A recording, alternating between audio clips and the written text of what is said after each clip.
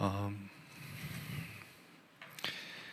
여러분 우리가 그 하나님에 대해서 이야기할 때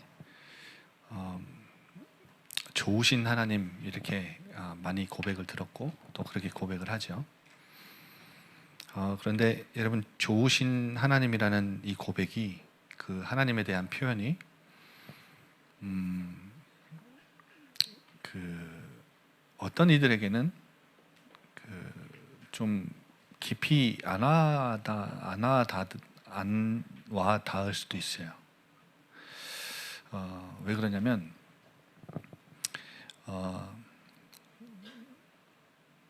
그 누군가의 고백을 내가 들었기 때문에 그 고백은 내 고백이 아니라 그 사람의 고백이에요.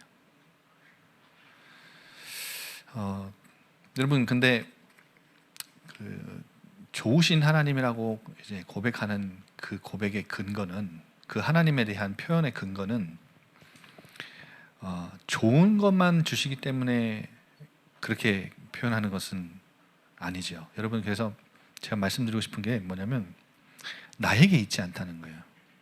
그러니까 하나님에 대해서 내가 알고 표현할 때는 그 근거가 나에게 있지 않다. 여러분 나에게 좋은 것만 주시기 때문에 좋으신 하나님이 아니라는 거예요. 어떠한 결과, 현상, 어떠한 상황과 조건이 내가 원하는 대로, 내가 좋아하는 대로 뭔가가 하나님이 주셨기 때문에 좋으신 하나님 이렇게 고백한다면, 만약에 좋은 것을 주시지 않았을 때는 어떻게 고백할 수 있을까요? 그때는 그 좋으신 하나님이 갑자기 나쁜 하나님으로 바뀌겠죠. 왜냐하면 그 하나님에 대한 표현과 고백이 근거가 어디 있다는 거예요? 나에게 있으니까요. 그리고 어떠한 결과나 상황에 있으니까요. 그래서 여러분 내 주머니 넉넉해졌다고 좋으신 하나님, 그게 아니지요. 내 성적 조금 올랐다고 좋으신 하나님 아니에요. 그러면 성적 떨어지면 아니잖아요. 좋으신 하나님 아니잖아요. 물론 여러분 지금 취준생들 이제 직업을 구하려고 열심히 스펙 쌓고 자격증 이제 하고 있는데 여러분 쉽지 않죠. 근데 이제 원하는 곳에 취직을 했을 때 물론 여러분 하나님께 찬양하고 감사하고 이제 할 수 있어요. 그런데 여러분 취직이 안 됐을 때는 그러면 나쁘신 하나님인가요? 거기에 있지 않다는 거예요. 우리 대학생들 1학기 성적 어때요? 이제 곧 2학기 이제 계약 9월 달에 하는데 1학기 성적 어때요? 성적이 좋아지고 나빠지고 거기에 있지 않고, 좋은 대학, 내가 원하는 곳에 진학했다는 거 거기에 있지 않다는 거예요. 사랑하는 사람 만나는 거, 결혼하는 거, 내가 원하는 때 애 낳는 거, 그리고 이제 애 낳고 기르다 보면 뭐예요? 승진 원하잖아요. 내가 승진하는 거, 돈 버는 거. 여러분 그러니까 하나님에 대한 표현을 거기에다 두면 안 된다는 거죠. 여러분 우리가 하나님에 대해서 표현을 하고 고백을 할 때 근거는 성경이어야 해요. 말씀. 여러분 오늘 성경 말씀에 하나님은 모든 하나님의 사람들에게 있어서 우리에게 어떤 하나님인 것을 비춰주냐면 은혜의 하나님인 것을 비춰주죠. 여러분 그런데 내 상황과 조건과 상관없이 하나님은 나에게 은혜를 베푸시는 하나님이기 때문에 좋으신 하나님이에요. 성경에 기록된 많은 인물들에게 하나님은 조건 없는 은혜들을 쏟아 부어주셨기 때문에 좋으신 하나님이에요. 그러니까 이들이 잘 됐기 때문에 좋으신 하나님이 아니라 그냥 이들의 수준과 능력과 상황과 상관없이 은혜와 사랑을 늘 쏟아 부어주셨기 때문에 좋으신 하나님이에요. 그러니까 다윗이 잘할 때만 축복을 주신 하나님이 아니라 잘못했을 때, 실수했을 때도 하나님은 어김없이 은혜를 베풀어 주셨던 분이죠. 그래서 좋으신 하나님이에요. 여러분 오늘 지금 우리 오전 말씀에서 계속해서 강단 말씀 봤잖아요. 그런데 다윗 이야기를 우리가 계속 보고 있는데 다윗 왕이 될 수 있었던, 우리가 존경하는 다윗 왕이 될 수 있었던 그 어마어마한 축복 속에 들어갈 수 있었던 가장 그 결정적인 계기가 하나 있는데, 그게 뭐냐면 다윗이 밧세바, 우리아의 아내 밧세바를 취한 사건이에요. 그러니까 다윗이 뭔 잘해서 하나님이 그렇게 다윗을 다윗되게 만들어 주신 게 아니라 다윗의 실수를 실패로 끝나지 않고 새로운 시작이 되게 하신 그 하나님의 은혜 때문에 다윗이 다윗된 거예요. 여러분 우리아는 그 굉장히 충신이었죠. 이 충신이었던 우리아의 아내와 다윗이 부적절한 관계를 맺어요. 그리고 그 과정 속에서, 이 사건을 은폐하는 과정 속에서 우리아를 죽여요. 그런데 여러분 이 사건은 다윗의 실수로 끝나지 않고 나단 선지자를 통해서 하나님이 이 다윗에게 지적하셨을 때, 이 잘못 지적하셨을 때 어떻게 했죠? 다윗이 사울과 달랐죠. 사울은 사무엘이 사울의 잘못을 지적했을 때 옷가랑이를 잡고 옷을 찢어요. 마음을 찢어야 되는데 다윗은 시편 51편에 보면 자기 마음을 찢죠. 하나님 앞에 달려가요. 여러분 왕이잖아요. 누구도 모르게 자신의 실수를 다 덮을 수도 있어요. 나단 선지자 죽이고 덮을 수 있어요. 그런데 시편 51편에 자신의 잘못과 그 실수를 적나라하게 드러내면서 하나님 앞에 회개해요.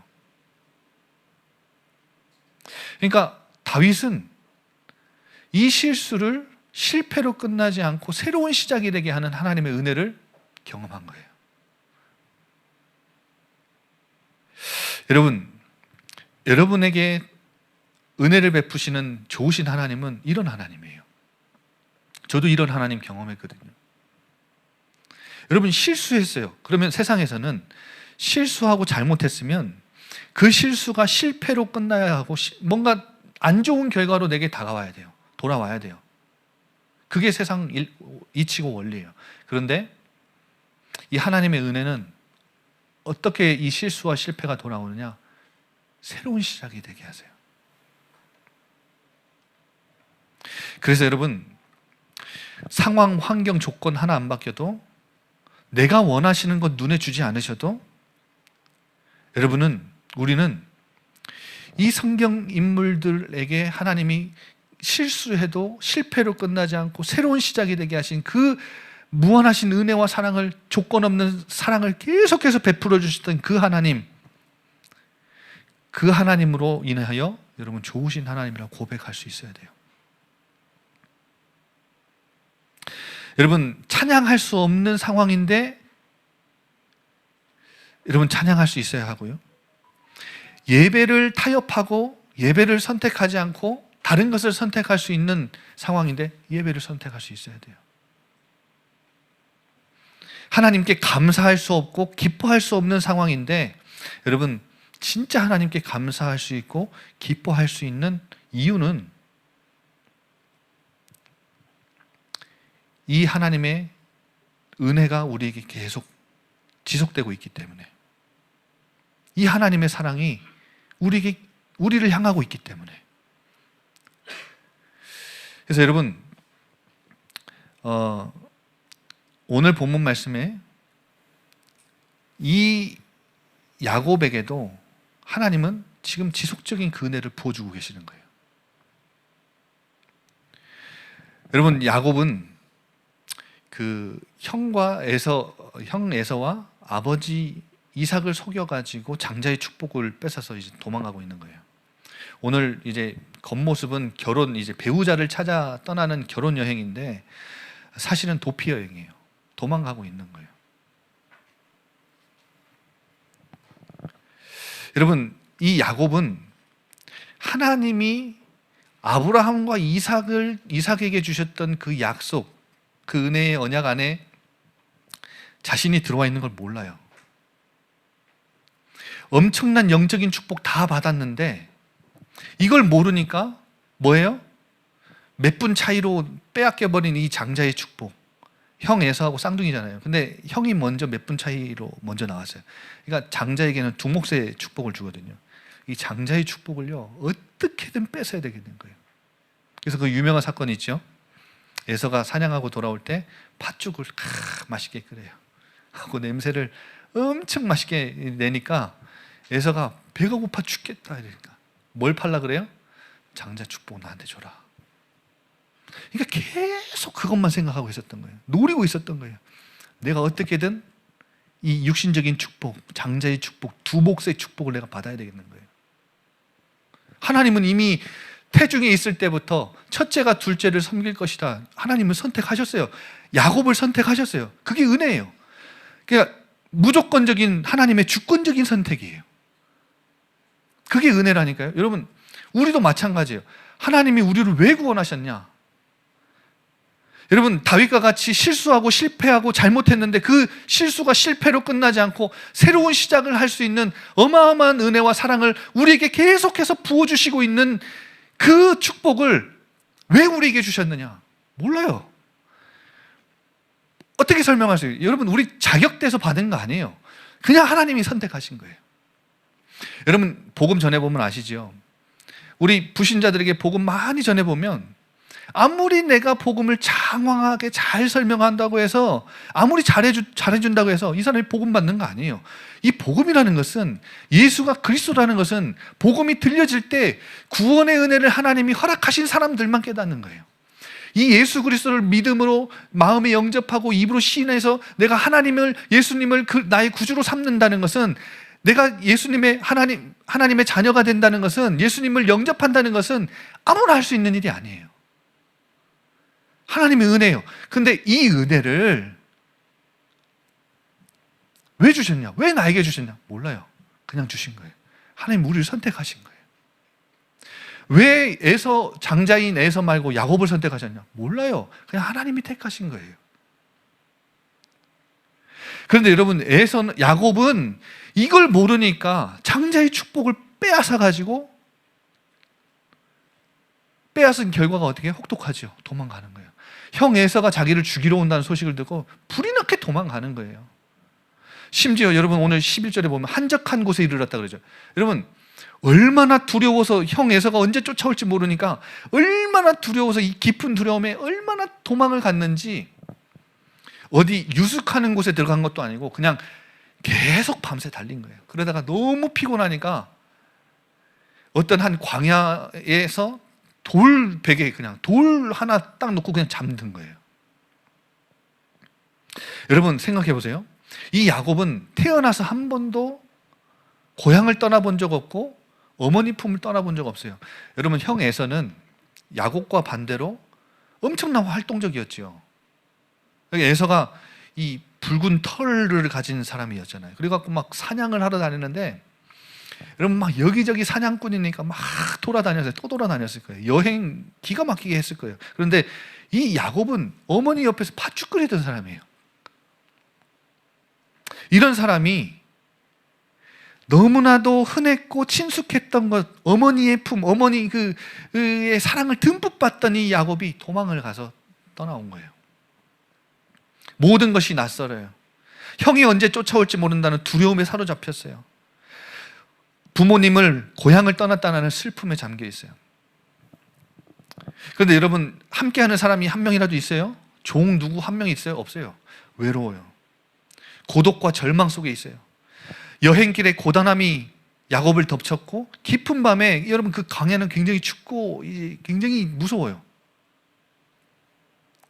이 어마어마한 공포와 슬픔과 이 외로움과 고독 속에, 절망과 두려움 속에 축복을 빼앗았을 때 의기양양했던 야곱은 초췌한 도망자의 모습으로 돌베개 하나 두고 잠이 들었어요. 여러분, 구원받은 하나님의 자녀들이 하나님이 주신 이 은혜와 축복을 모르면 우리도 야곱같이 살아야 돼요.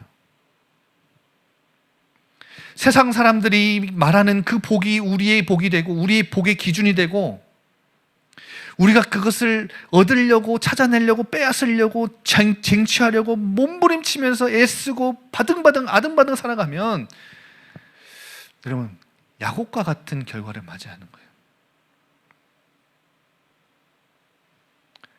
여러분, 내가 뭔가 힘과 노력과 지혜로 온갖 권모술수 다 쓰고 인본주의 쓰면서 양육 강식의 세상 방식 똑같이 따라서 여러분 저 축복, 세상 사람들이 말하는 저 복 내가 쟁취하려고 하면 모든 노력과 모든 것을 동원해서 그 축복을 내가 내 걸로 만들려고 하면 야곱과 같이 이런 광야의 두려움과 슬픔을 만나는 우리의 모습. 여러분, 이 야곱의 모습은 마치 이 세상을 살아가는 우리 모습과 비슷해요.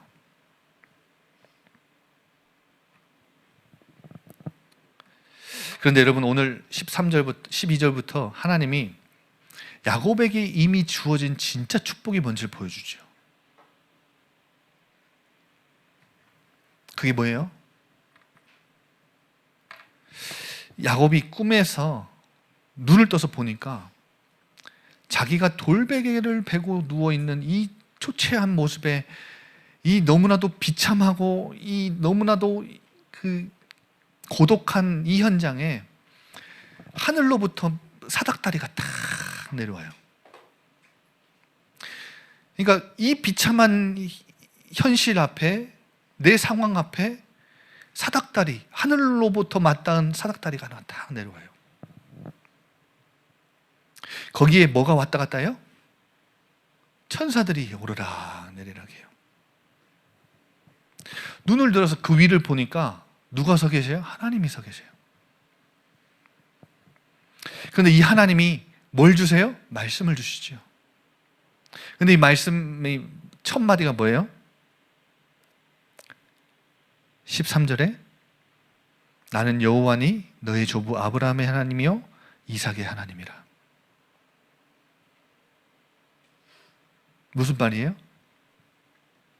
아브라함에게 주셨던 약속, 너의 아버지 이삭에게 주셨던 그 약속, 너는 세상 사람들이 말하는 그 복을 쟁취하는 사람이 아니라 너는 이미 약속의 자녀로 부름받은 자야. 내가 준 이 약속은 뭐예요? 아브라함과 이삭에게 준 그 약속은 반드시 너에게 성취될 거예요. 그래서 뭐라고 말씀하시죠? 네가 누워있는 땅을 너와 내 자손에게 다 줄 거야. 이거는 아브라함과 이삭에게 주신 약속이에요. 그리고 15절에 내가 너와 함께 있어서 어디로 가든지 너를 지키고 이 땅으로 돌아올 때까지, 허락한 걸 다 이룰 때까지 내가 너를 떠나지 않을 거야. 여러분, 이 어마어마한 이 보좌의 축복이, 보좌에 서 계신 하나님, 그 하나님이 말씀하시고 이 말씀을 성취하는 천사들이 오르락 내리락 하는 이 보좌의 축복, 약속의 자녀의 은혜의 축복을 하나님이 야곱에게 주셨는데 야곱은 이걸 몰랐던 거예요. 그러니까 장자의 축복을 빼앗아 가지고 내가 쟁취해 가지고 내가 다 이룬 것 같았는데 아니죠. 결과는 도망자예요.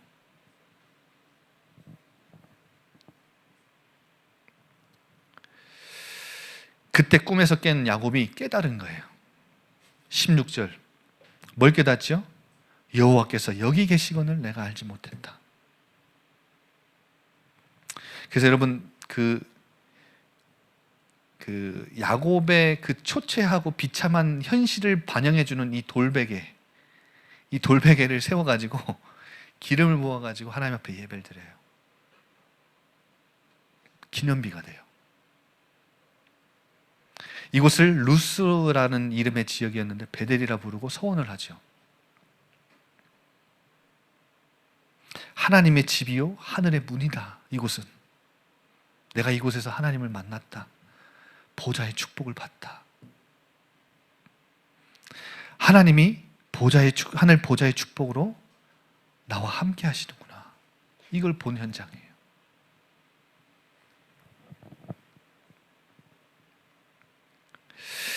여러분 요한복음 1장 51절에 보면 진실로 진실로 너희에게 이르노니 하늘이 열리고 하나님의 사자들이 인자 위에 오르락 내리락 하는 것을 보리라. 누구 위에요? 인자 위에.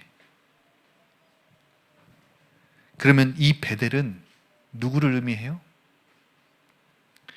이 하늘로부터 맞닿은 사닥다리가 쭉 내려와서 보좌에 계신 하나님이 말씀을 하시고 이 말씀을 이루기 위해 천사들이 오르락 내리락 하는 이 땅과 맞닿은 이 보좌의 축복이 맞닿은 이거 누구를 의미한다고요? 인자, 그리스도를 의미해요. 그래서 여러분, 그리스도 안에 들어와 있는 자들은 보좌의 축복을 이미 받은 자들이에요. 여러분이 뭔가를 해야 보좌의 축복을 이 땅에서 누릴 수 있는 게 아니라 새 베델이요 새 성전이신 예수 그리스도가 이 땅의 하늘 보좌의 축복이 임하는 통로이기 때문에 여러분이 하나님의 은혜로 예수 그리스도를 믿고 영접했다면 여러분은 이미 그리스도를 통해 하늘 보좌의 축복을 마음껏 누릴 수 있는 엄청난 신분을 가진 자들이에요. 이게 비밀이에요. 여러분, 보좌에 계신 하나님 그리고 예수 그리스도는 이 땅에 오셔서 십자가에서 모든 죄를 해결하시고 부활 승천하셔서 하나님 보좌 우편에 앉아 계시지요. 그런데 지금 보좌에 앉아 계신 하나님과 보좌 우편에 앉아 계신 모든 일을 끝내시고 이 땅의 모든 만물을 통치하시는 이 예수 그리스도가 지금 이 땅에서 교회와 성도들에게 어떻게 역사하시냐? 성령 하나님으로 역사하세요. 그래서 삼위 하나님이 우리 렘넌트들이 누려야 될 가장 큰 축복인 거예요. 렘넌트들의 24는 무슨 축복이에요? 보좌의 축복인데 보좌의 축복이 누구를 통해 오냐? 그리스도예요. 그러니까 보좌의 통로는 그리스도예요. 하늘 보좌의 축복이 이 땅에 임하는 통로가 바로 예수 그리스도예요. 그분은 새 베델이고 새 성전이에요. 그래서 여러분 안에 있는 그리스도께 24시 집중하는 것, 이게 보좌의 축복을 누리는 거예요.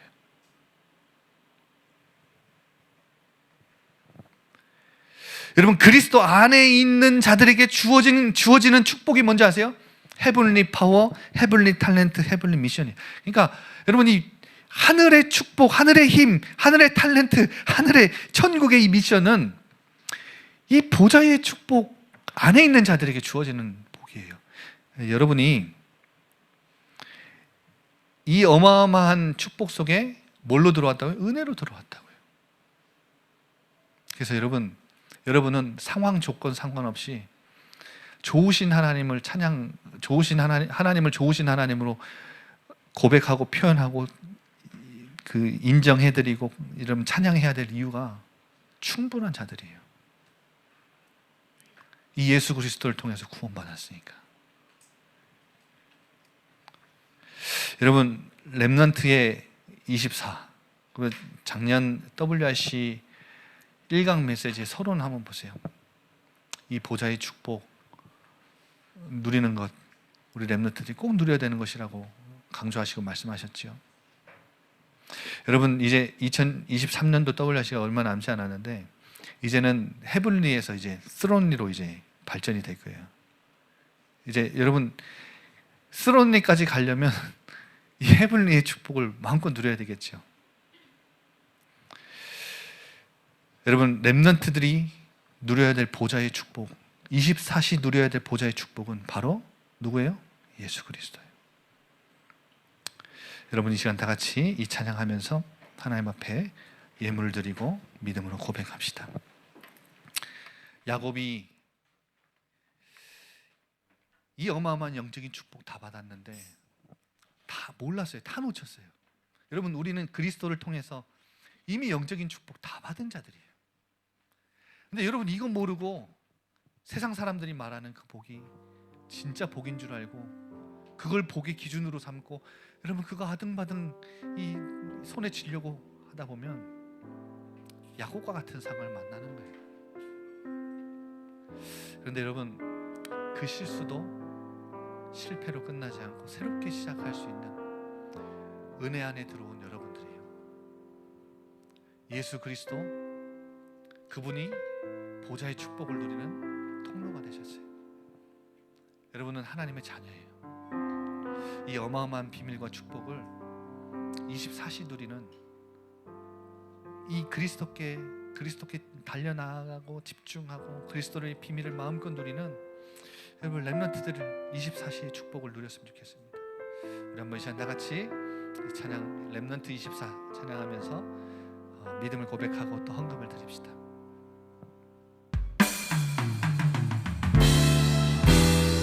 Heavenly Power, Heavenly Power, Heavenly Talent, Heavenly Mission, 가진 자. Heavenly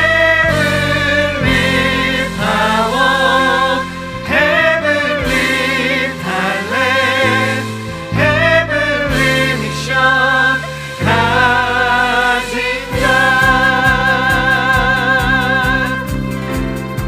사람을 보고 현실을 보면 길이 바뀝니다. 우리는 노예의 길 영적 전쟁터를 가고 있습니다. 우상 정치와 포로선 속에 살고 있습니다. 아무도 도울 수 없는 길을 가야만 합니다. 그 길은 외로워 보이지만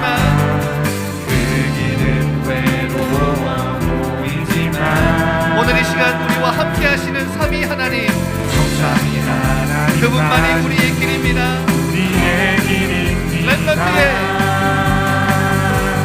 렘넌트의 24는 보좌의 축복입니다. 빛을 발한 남은 자 남는 자 남을 자 남길 자 현장 산지 시공간 초월의 순례자입니다. 흑암을 이긴 237호천 종족의 정복자입니다. Heavenly Power, Heavenly Talent, Heavenly Mission, Heavenly Power. 예수 그리스도를 통해서 보좌의 축복을 받은 우리 모든 렘넌트들에게 하나님은 Heavenly Power, Heavenly Talent, Heavenly Mission을 허락하셨습니다. 하나님 보고 미래를 보면 길이 보입니다. 하나님 보고 미래를 보면 길이 보입니다. 우리는 무난정 목자 승리자의 길을 가고 있습니다. 우상 숭배자 포로왕을 살리러 갑니다. 우리는 돈만을 필요 없는 길을 가야만 합니다. 그 길은 하나님만이 함께 성삼위 하나님만이 우리의 길입니다. 하나님 우리 렘넌트들이 24 보좌의 축복을 누리게 하여 주옵소서. 보좌의 축복입니다. 빛을 발한 남은 자 남는 자 남을 자 남길 자 현장 삶의 시공간 초월의 순례자입니다. 흑암을 이긴 237호천 종족의 정복자입니다. 렘넌트의 24는 보좌의 축복입니다. 빛을 발한 남은 자 남는 자 남을 자 남길 자 영광 삶의 시공간 초월의 순례자입니다. 흑암을 이긴 237호천 종족의 다시 한 번 더 렘넌트의 24는 보좌의 축복입니다. 렘넌트의 24는 보좌의 축복 그리스도 안에서 은혜로 이 축복이 우리에게 다 주어질 것입니다. 이 영적인 축복을 놓치지 않고 마음껏 보좌의 축복을 누리며 현장을 살리는 렘넌트로 하나님이 우리를 불러주셨습니다. 이 복을 빼앗기지